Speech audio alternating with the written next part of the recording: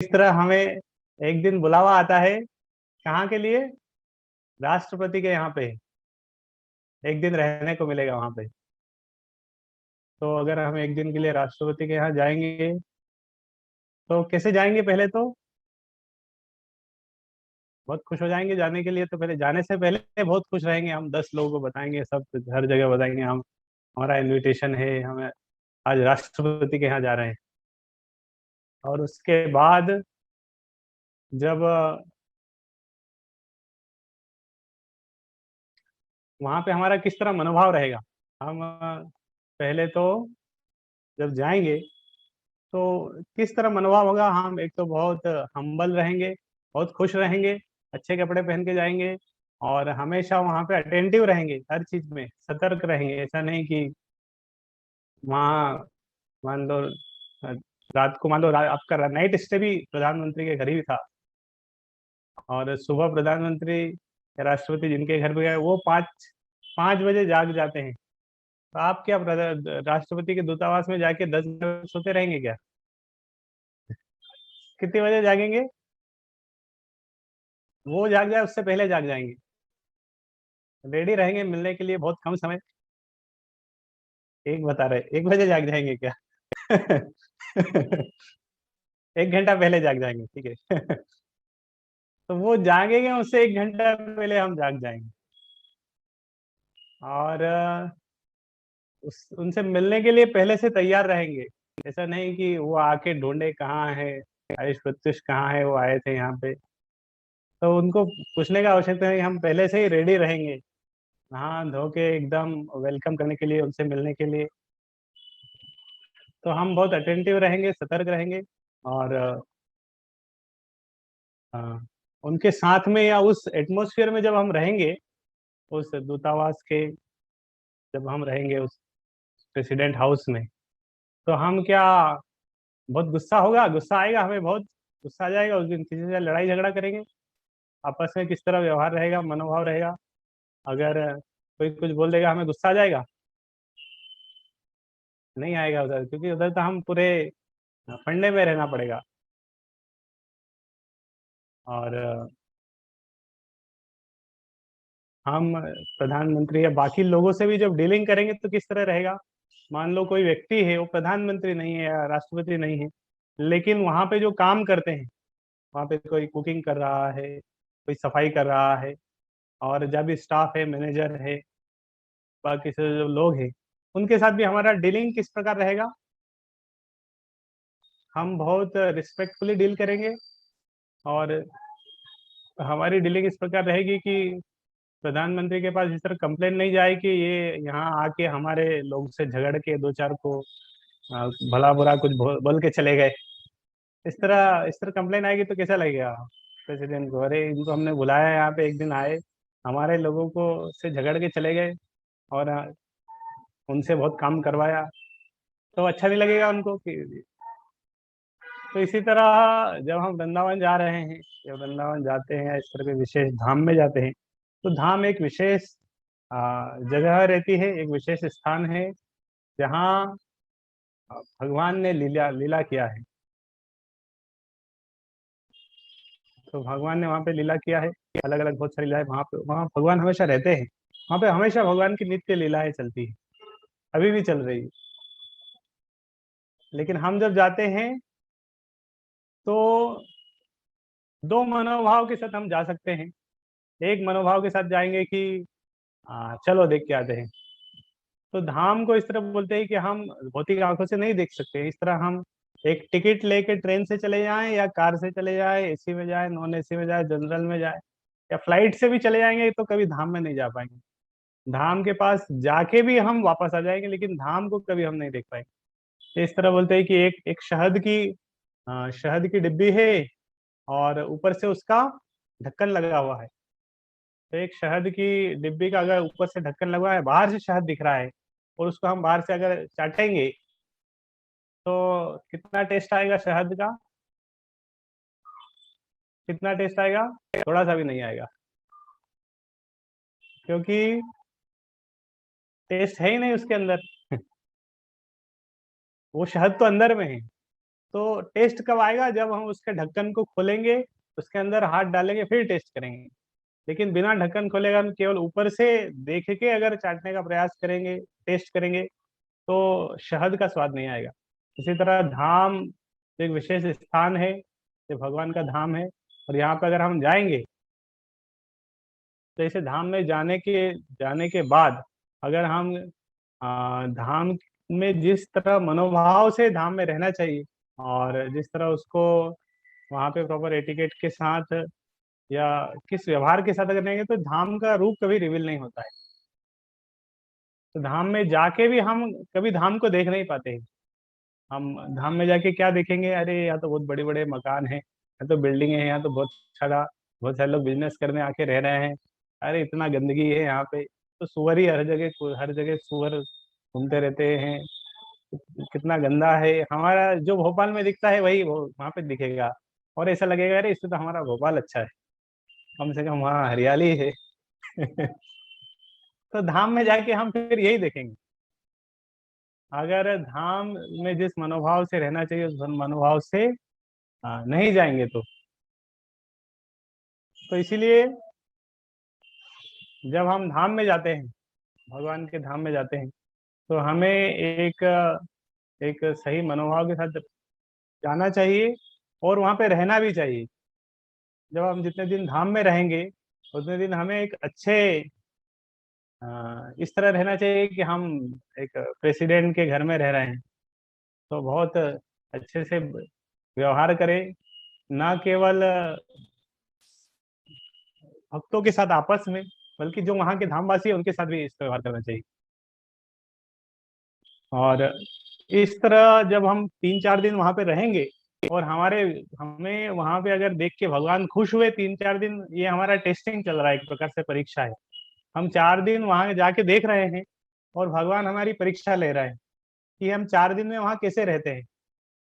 और 4 दिन में अगर वहां लड़ाई झगड़ा किया, अच्छे से रहे नहीं, सोते रह गए, जब भी नहीं किया ठीक से, कुछ सुना नहीं धाम की महिमा, और ऐसे ही वापस आ गए, तो भगवान बोले अरे ये 4 दिन में नहीं रह पाया, इसको हमेशा के लिए क्यों बुलाएंगे? तो बुलाएंगे नहीं, बोले तुम इधर ही रहो भौतिक जगत में रहने के लिए, धाम में नहीं बुलाएंगे। लेकिन अगर 4 दिन गए, और 4 दिन हम इस तरह बहुत अच्छे से रहे वहां पे, अच्छे से हम धाम की महिमा सुनी, अच्छे से भगवान का नाम जप किया, अच्छे से अगर उधर सुबह जल्दी उठे, मंगल आरती में रहे, और इस तरह जो जो भगवान की अलग अलग जगह लीला हुई वहां पे जाके दर्शन करेंगे, प्रणाम करेंगे, तो अगर अच्छे मनोभाव के साथ वहाँ 4 दिन रहेंगे, तो भगवान 4 को फिर 40 दिन भी बना देंगे, फिर उसको आगे चल के 4 साल भी बना देंगे। फिर हो सकता है उसको आने वाले सारे जन्म ही भगवान बोलेंगे इसको इधर ही रख लेते हैं, बहुत अच्छा व्यक्ति है। और 4 दिन में अगर अच्छे से नहीं रहेंगे, तो फिर रिजेक्ट कर देंगे, भगवान बोले इसका। इस तरह होता है ना, इंटरव्यू हम कहीं जाते हैं, विदेश जाना है, अमेरिका अगर जाना है, तो अमेरिका जाना आसान नहीं है। अमेरिका जाने के लिए पहले अमेरिका के दूतावास में जाना पड़ेगा, उधर वीजा के लिए अप्लाई करना पड़ेगा, और उधर इंटरव्यू होगा एक। और इंटरव्यू जब होगा, तो इंटरव्यूअर बहुत सारे प्रश्न पूछता है, और प्रश्न जब पूछेंगे, वो प्रश्नों का उत्तर देंगे, और जब पास हो जाएंगे, तो जो खुश हो जाएगा जो इंटरव्यू ले रहा है, वो सारे प्रश्नों के उत्तर हमने बता दिए, तो सिलेक्ट कर देता, बोले हाँ आपका वीजा कंफर्म हो गए, आप अमेरिका में आ सकते हैं, वेलकम टू अमेरिका। नहीं तो फिर इंडिया में ही रहो। तो इसी तरह बोलते हैं कि ये जो धाम है, वृंदावन धाम जो भौतिक जगत में है, या मायापुर धाम, जगन्नाथपुरी धाम, अलग अलग जो धाम है, ये सब किसकी तरह है? ये सब दूतावास की तरह है। दूतावास बोलते हैं,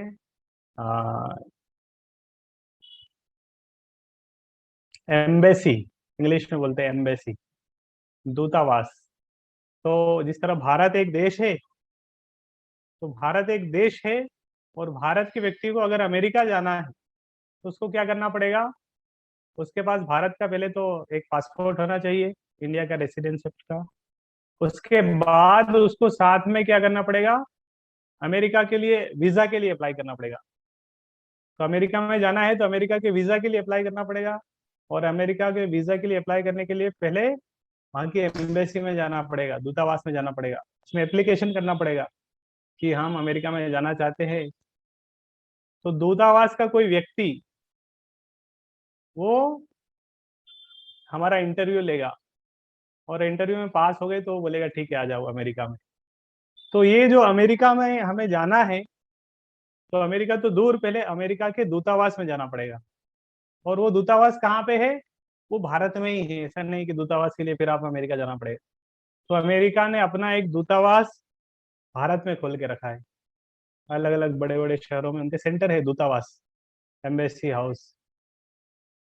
और उस दूतावास के अंदर जो व्यक्ति है, जो जो काम करते हैं, वो सब अमेरिका के लोग हैं। अमेरिका की गवर्नमेंट उनको कंट्रोल करती है। अमेरिका की गवर्नमेंट कुछ लोगों को कंट्रोल कर रही है कि वो इंडिया के कुछ लोगों को सिलेक्ट करते हैं, इंटरव्यू लेते हैं, सिलेक्ट करते हैं, और वही जिसको सैंक्शन करते हैं वो सब लोग जा पाते हैं अमेरिका। उसी तरह ये जो धाम है इस भौतिक जगत में, ये सारे धाम क्या है? ये आध्यात्मिक जगत की दूतावास की तरह है।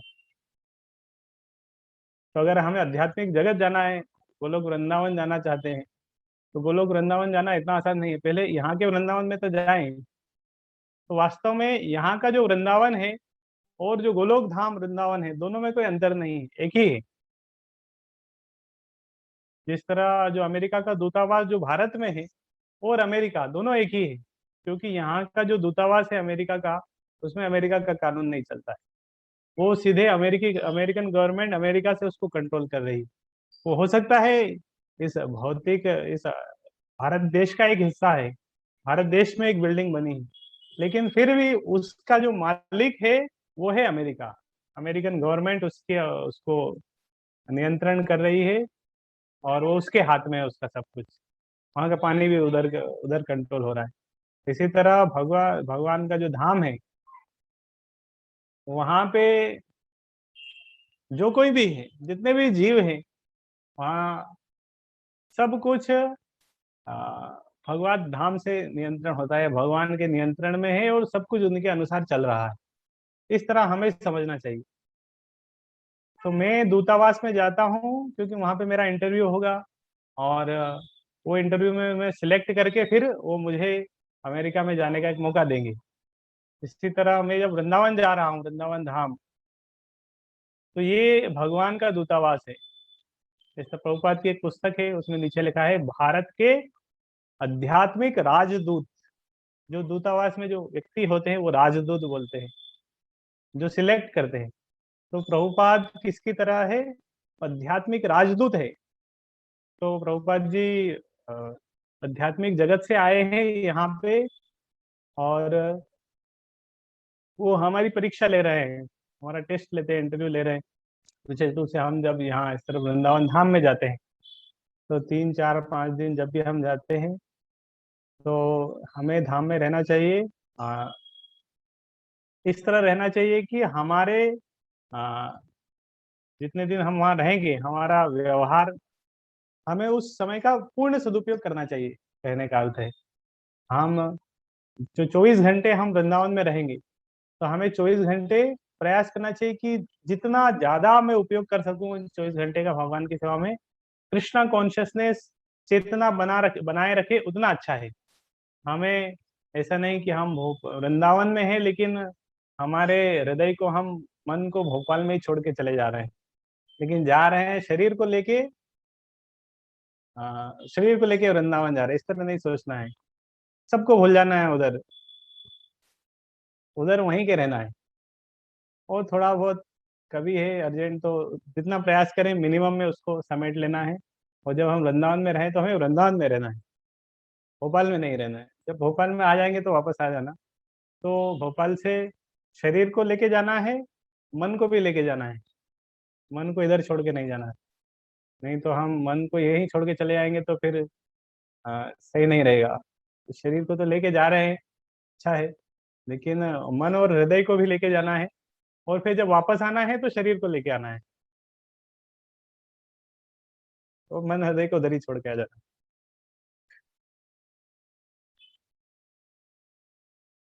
ठीक है, अच्छा रहेगा। समझ में आया ना? यहाँ से जा रहे हैं तो हमें शरीर को लेके जाना है, मन को, हृदय को, सबको लेके जाना है वृंदावन में।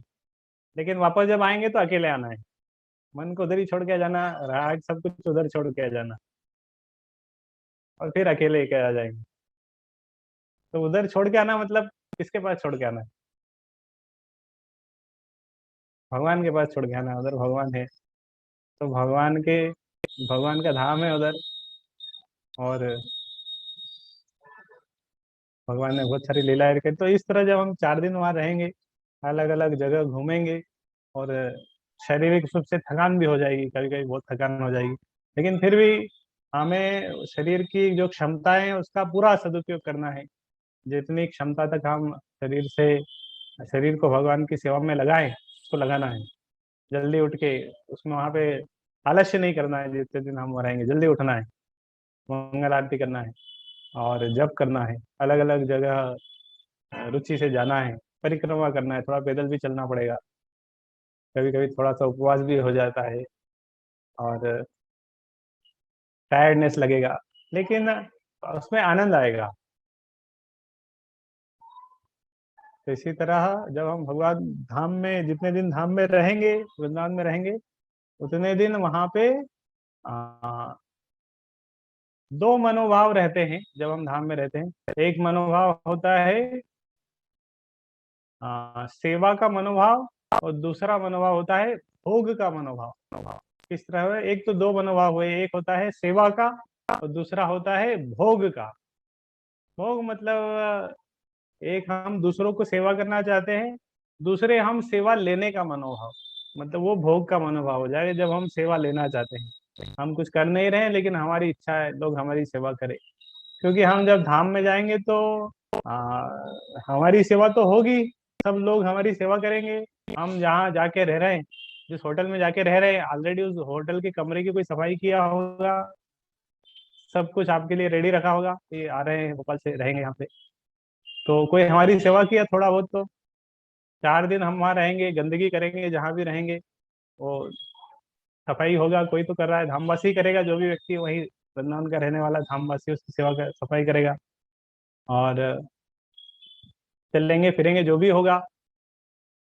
तो तो 2 मनोभाव, या तो हम वृंदावन में जाके भगवान का या धामवासी का सेवा लेने का मनोभाव नहीं होना चाहिए, सेवा देने का, कि हम उनकी कुछ सेवा करें, सेवा कर पाए।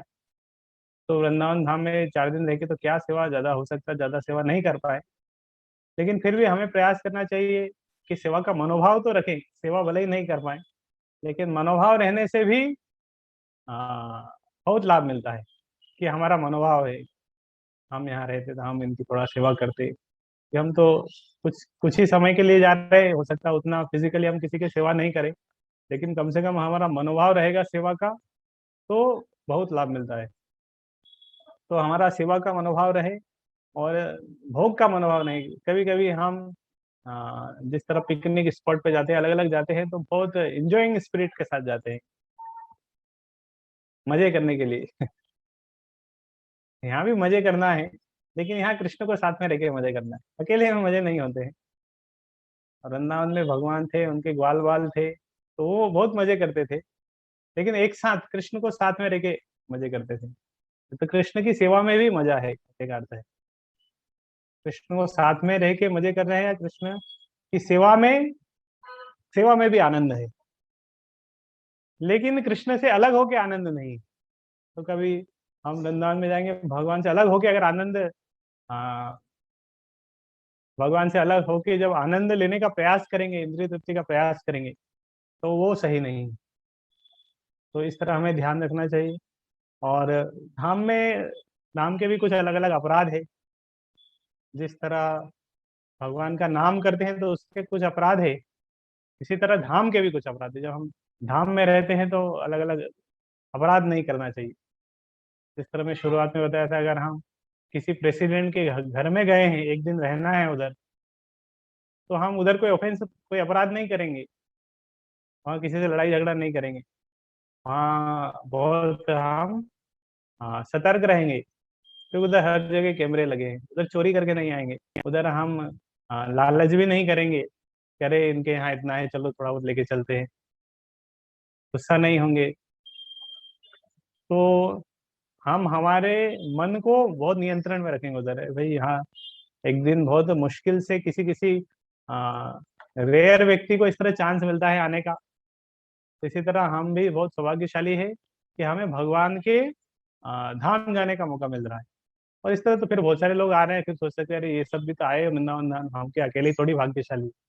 नहीं, हम भाग्यशाली है क्योंकि हम जो भगवत धाम जा रहे हैं, वृंदावन धाम, इस तरह यात्रा में हम अकेले नहीं जा रहे हैं, हम भगवान के भक्तों के साथ में जा रहे हैं।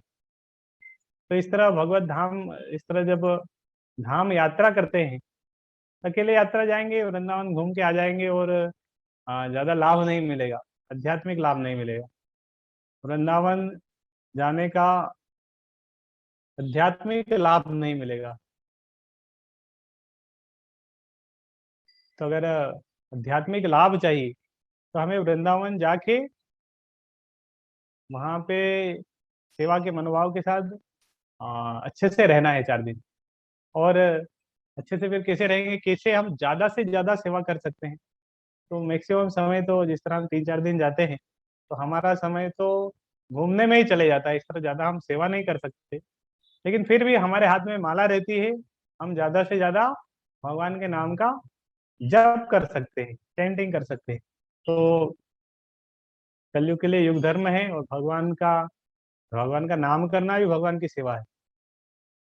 तो इस तरह ज्यादा से ज्यादा लाभ उठाने का तरीका है, वहां पे हम एक सही मनोभाव के साथ रहे और ज्यादा से ज्यादा भगवान के नाम का जप करें, तो हमारा समय जब उसी में चले जाएगा तो बाकी चीजें चिंतन नहीं होगा। तो ज्यादा से माला, ऐसा नहीं कि 16 माला हो गया चलो बहुत हो गया,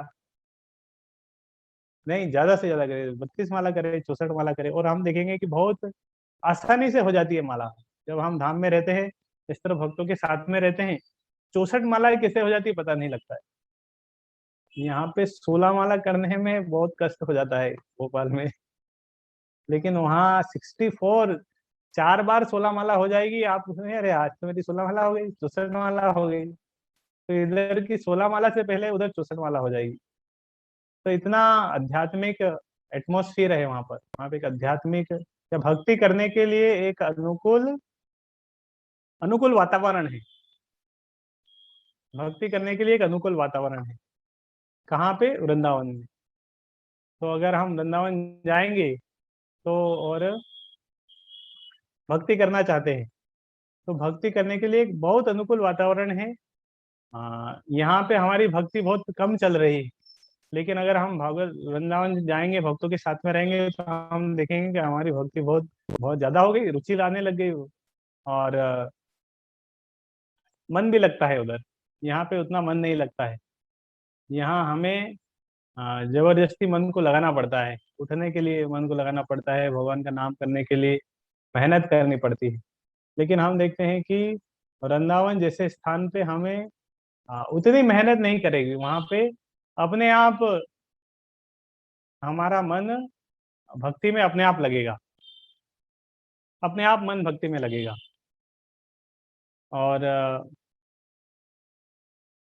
इस तरह होता है कि हम विशेष रूप से वृंदावन जब जाते हैं, वृंदा एक बहुत विशेष स्थान है, क्योंकि हम देखते हैं हमारे जो भी आचार्य थे पिछले, जो हमारे गुरु शिष्य परंपरा में अनेक अनेक आचार्य हुए, सभी वृंदावन में जाके रहते थे और वृंदावन में जाके भजन करते थे। तो वृंदावन में जब हम जाएंगे तो ऐसे सारे स्थान हमें देखने को मिलेंगे। भजन कुटीर मिलेगी कि यहाँ पे रूप गोस्वामी भजन करते थे, यहाँ पे सनातन गोस्वामी भजन करते थे, यहाँ पे बिल्वा मंगल ठाकुर जब रहते थे वो भजन करते थे। अलग अलग सब सारे आचार्य सारे जो प्रिय आचार्य सब वृंदावन में गए, वृंदावन में सब कुछ समय रहे, तो भजन किया उन्होंने। उनकी भजन स्थली है, उनकी समाधियां हैं। प्रभुपाद जी वृंदावन में रहते थे, 6 गोस्वामी वृंदावन में रहते थे, एक साथ में वो कथा करते थे। तो वृंदावन एक बहुत दिव्य स्थान है। भगवान और भगवान के जो जो हमारे जो पूर्वज है, जो आचार्य हैं, सब वृंदावन में रहे। तो आ, जिस तरह था ना, छोटे बच्चे होते हैं, एक कोई ऐसा स्कूल है जिससे बहुत बड़े बड़े लोग पढ़े हैं, तो सब पेरेंट्स चाहते हैं अरे हमारे बेटे को भी हम उसी स्कूल में पढ़ाएंगे। तो लेकिन वृंदावन ऐसा जगह है जब बड़े बड़े सारे जो आचार्य हैं सब वहाँ पे रहे हैं, सबने भजन किया है, और सबकी समाधियां भी है। और तो ऐसे एक विशेष स्थान पे जब जाने का हमें मौका मिलता है तो हमें छोड़ना नहीं चाहिए। और उस समय उस जगह पे जाके हमें प्रार्थना करनी चाहिए। विशेष रूप से वृंदावन में जितने दिन हम रहेंगे, हमेशा हमारा जो मनोभाव है प्रार्थना का मनोभाव होना चाहिए, प्रार्थना करनी चाहिए। और फिर प्रार्थना क्या करेंगे, भगवान से तो बहुत कुछ मांग सकते हैं, तो वहां पे जाके भौतिक वस्तु नहीं मांगना है। वृंदावन में जाके सारी डिमांड कर दिया हमने भगवान से, हमें ये दे दो, तो भगवान से भक्ति मांगना चाहिए, भक्ति मांगनी चाहिए। और ठीक है, और आप सबसे पूछते हैं अभी कैसा मनोभाव और होना चाहिए वृंदावन में जाते हैं, तो आप टाइप कर सकते हैं या बोल भी सकते हैं। मान लो हम वृंदावन में गए, हमें क्या मनोभाव रखेंगे तो हम ज्यादा से ज्यादा उसका लाभ उठा सकते हैं।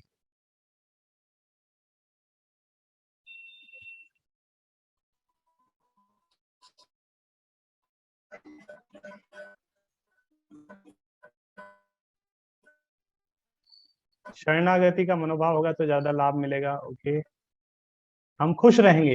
हाँ, बी हैप्पी। अगर हम वृंदावन में जाके दुखी हो जाएंगे कि अरे, दुखी होना चाहिए वृंदावन में जाके, लेकिन किस लिए दुखी होना चाहिए कि अरे मेरा जीवन निकल गया, अभी मैं आया, कितना पहले आ जाना चाहिए था। तो दुख होना चाहिए। और लेकिन खुश भी होना चाहिए, कहते हैं मैं आ गया कम से कम, बस इस जन्म में भगवान के यहाँ पे आ गया, खुशी भी होना चाहिए। शरणागति का मनोभाव होना चाहिए। और क्या क्या मनोभाव रहेगा तो हम वृंदावन में जाके जाने का बहुत ज्यादा लाभ उठा सकते हैं।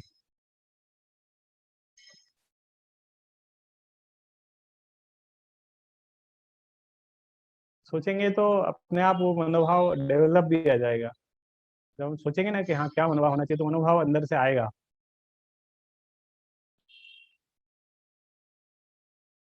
हाँ, तो हमें फ्रेंडली होना चाहिए, कम्युनिकेशन विद अदर्स। तो हम जिस ग्रुप में रहना चाहिए, हाँ, जिस तरह मान लो है कि हम एक ग्रुप में जा रहे हैं, 60-70 लोगों का एक भक्तों का ग्रुप है, तो हमें बहुत कोऑपरेशन के साथ रहना पड़ेगा।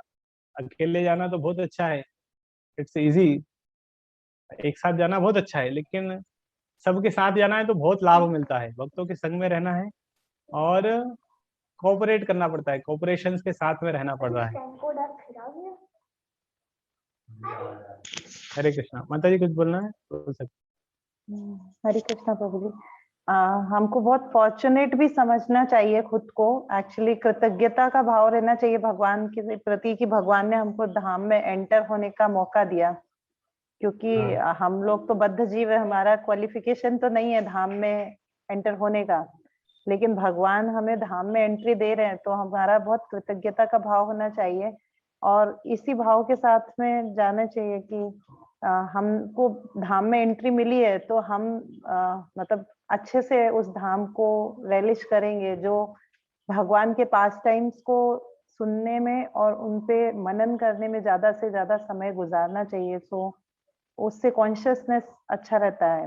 भगवान की जो भी लीलाएं सुनाई जाएंगी तो उनपे ही मनन करना चाहिए। तो धाम हाँ, एक्चुअली जैसे कालिया कालिया दह पे गए तो वहां का पास टाइम याद आएगा, तो हम लोग उसको ज्यादा अच्छे से समझ सकते हैं। बहुत अच्छा लगता है जब हम एक एक पास टाइम्स वाले प्लेस पे जाते हैं और वो लीला स्थली पे जाके हम लोग मतलब उसको समझ सकते हैं, उस लीला को सुनाया जाए तो ध्यान पूर्वक सुन के। हाँ, तो एक केवल जब हम जाएंगे तो एक कॉपी पेन भी साथ में रखना चाहिए, या आजकल तो लोग मोबाइल में नोट कर लेते हैं। मतलब ऐसा नहीं कि चलो ये तो लाइव हो रहा है, वीडियो बन रहा है, तो वो वीडियो चला जाएगा, फिर हम कभी उसको देख नहीं पाएंगे। आप जब हम वृंदावन में है उसी समय हमें चीजों को नोट कर लेना चाहिए, याद रहे। और तो कॉपी पेन लगे, रोज नोट करें कहाँ, क्योंकि मान लो एक दिन में हम 20 जगह घूम लिए, रात को फिर सोचेंगे तो भूल ही जाएंगे कहाँ कहाँ गए। तो एटलीस्ट उस दिन सुबह से शाम तक तो घूम रहे हैं, शाम को फिर थोड़ा 10-15-20 मिनट आधा घंटा बैठ के फिर रिकॉल करना चाहिए आज कहाँ कहाँ घूमे, क्या क्या देखा। उसका फिर से लिस्ट बनाए, और कुछ प्रश्न है तो पूछ सकते हैं किसी से कि यहाँ पे क्या हुआ, उधर क्या लीला हुआ था। बहुत सारे आचार्य के बारे में पता चलेगा, वहाँ की क्या लीलाएं हैं।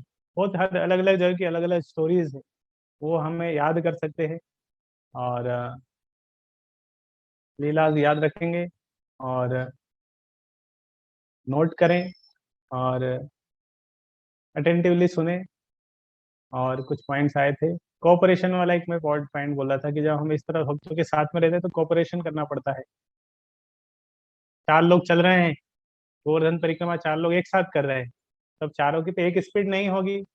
एक तेज चलेगा, एक थोड़ा धीरे चलेगा, दो बीच वाले हैं, तो सबसे आगे वाले को थोड़ा धीरे चलना पड़ेगा, पीछे वाले को कोऑपरेट करके थोड़ा तेज चलना पड़ेगा, बीच में थोड़ा रुकना पड़ेगा। नहीं तो अपनी अपनी स्पीड में तो चारों पता नहीं कहाँ खो जाएंगे, कहीं पे एक साथ नहीं हो पाएंगे। इसी तरह हर जगह, बस में कहीं चढ़ रहे हैं, कोई पीछे रह गया, उसके लिए उसको ध्यान देना, कहीं छूट तो नहीं गया। हो सकता है एक आध दो कोई किसी का स्वास्थ्य ठीक नहीं है, तो उसको ध्यान दें, भाई आपको कोई जरूरत तो नहीं है, प्रसाद रख लेते हैं, दवाई चाहिए।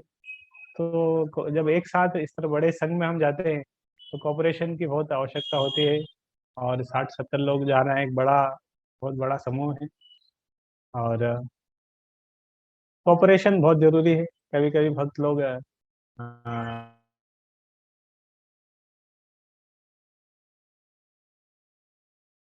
के लिए झगड़ने लग जाते हैं।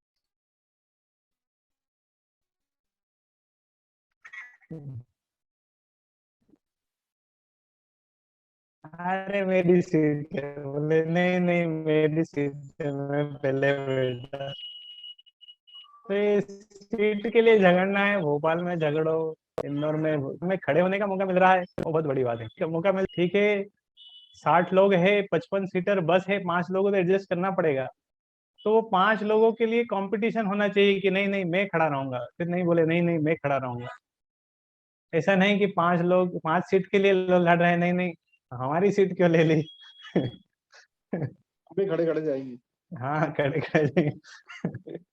तो हमारा जो इस तरह मनोभाव होगा ना, ये सेवा का मनोभाव है, मतलब नहीं नहीं तो आप बैठिए, हम सेक्रीफाइस करने के लिए आप।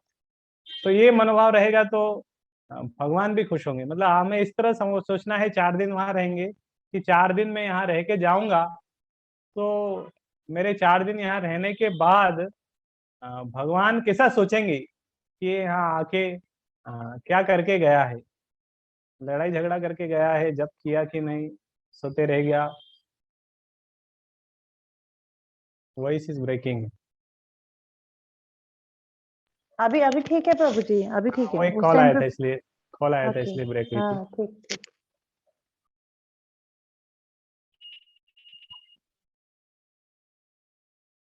तो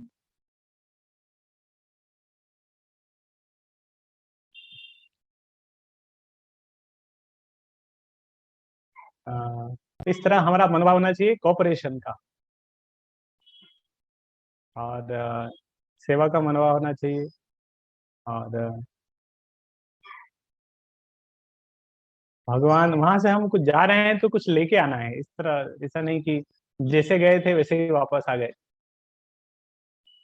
तो लेके हम जा रहे हैं, हमारे अनर्थ लेके जाना है, लेकिन कुछ अर्थ लेके आना है, उधर से भक्ति लेके आना है।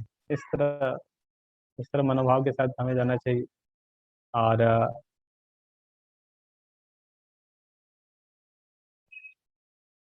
हमेशा हमें सोचना चाहिए कि बहुत अच्छा लगेगा, क्योंकि अलग अलग जगह हम विजिट करेंगे और हमारी श्रद्धा भक्ति में बहुत बढ़ती है जब हम धाम जाते हैं।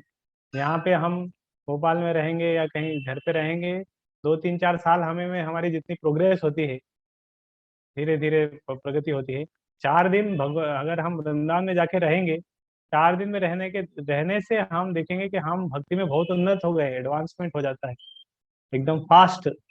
और बहुत कुछ जानने को मिलता है जो हम यहाँ रह के नहीं देख सकते, प्रैक्टिकल हो जाता है।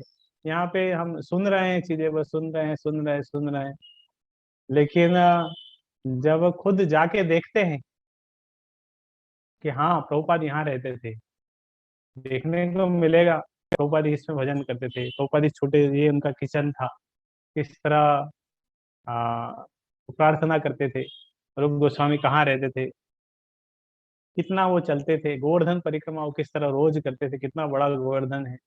तो हमें पता चलेगा राधा कुंड किस तरह है। और इस तरह पूरा आ, 4 दिन इसे इस तरह चले जाएंगे। थोड़ा सा हमें लगेगा कि अरे फटाफट इतना जल्दी क्यों जा रहे हैं, अभी तो और रहना चाहिए यहाँ पे। तो इस तरह पहली बार जा रहे हैं मैक्सिमम लोग, तो बहुत अच्छा है। और इस तरह भगवत गीता हम बार बार पढ़ते हैं और हमेशा अलग अलग लगता है और अच्छा लगता है।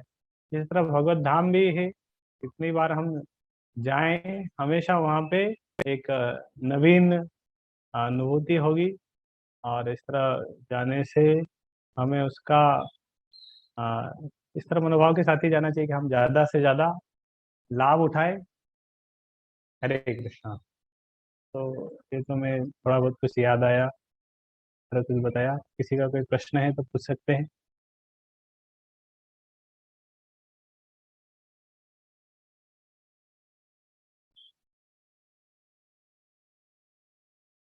आयुष प्रत्युष कुछ पूछना है?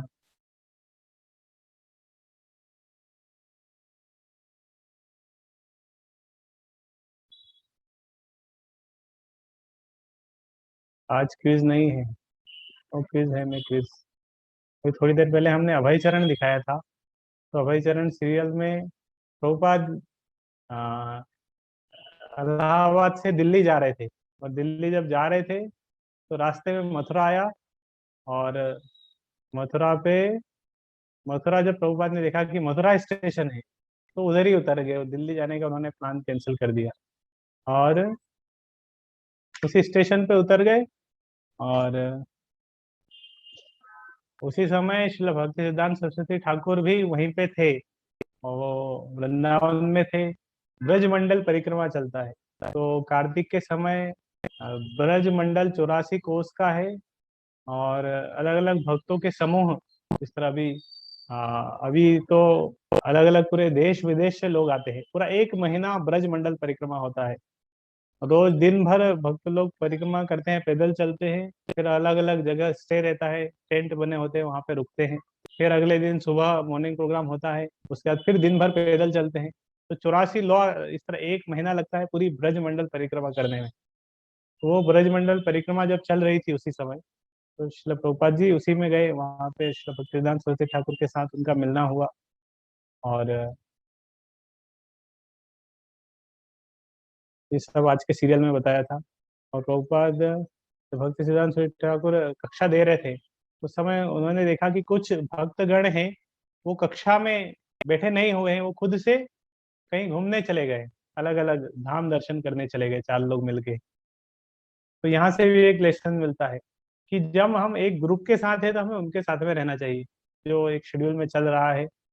अलग से हमारा एक नया शेड्यूल नहीं, बोले चलो हम 3 लोग नया कर घूम के आते हैं, तो इस तरह नया घूमने जाएंगे तो उधर ही घूमते रह जाएंगे।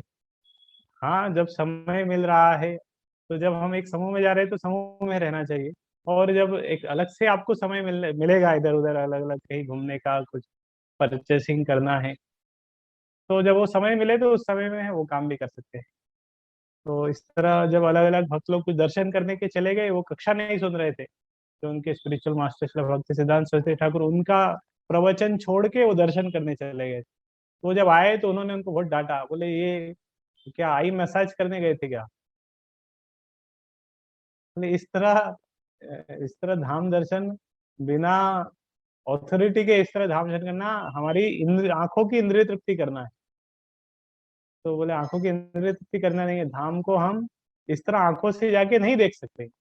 हम ठीक है, हम टिकट लेके चले जाएंगे और दर्शन करके आ जाएंगे वो जगह, लेकिन वो जगह का दर्शन होगा ही नहीं। ये आंखों से हम धाम को देख नहीं सकते। धाम को देखा जाता है कानों के माध्यम से, श्रवण के माध्यम से। जब हम एक समूह में जा रहे हैं, कोई भक्त लोग या धामवासी वहां के हमें वहां की महिमा सुनाएंगे, जब हम श्रवण करेंगे तो थोड़ा कुछ रिवील होता है। तो धाम धाम प्रकट होता है, और धाम वास्तव में अभी भी वो धाम है, वहां पे लीलाएं चल रही हैं, सब कुछ है, लेकिन हम वहां जाके भी नहीं देख पाएंगे। लेकिन कुछ कुछ भाग्य सौभाग्य कुछ शुद्ध भक्त वहां जाके देख सकते हैं, इस तरह भगवान कृष्ण अभी भी हैं, लीलाएं चल रही है, और इस तरह की लीलाओं में भी वो प्रवेश कर लेते हैं। लेकिन इस तरह हम उसका लाभ नहीं उठा सकते। अगर हम लेकिन सही मनोभाव से अगर हम गंभीरता से वहाँ रहेंगे, भक्ति करेंगे, तो भगवान कृपा करेंगे और उसका लाभ भी मिलेगा। इस तरह धाम भगवान को देखने के लिए भगवान की कृपा, जिस तरह सूर्य को देखने के लिए सूर्य का प्रकाश चाहिए, सूर्य के प्रकाश से हम सूर्य को देख सकते हैं, इस तरह धाम को अगर हम देखना चाहते हैं तो धाम की कृपा चाहिए, और धाम की कृपा मिलती है धाम की सेवा करने से। तो धाम की सेवा मतलब धाम वासी की सेवा करने, तो हम जाके सेवा नहीं कर रहे थे, कम से कम अपराध तो ना करें। तो इस तरह हमारा मनोभाव होना चाहिए कि हम बिना अपराध के हाँ, धाम में रहने का जितना प्रयास करें। हरे कृष्ण।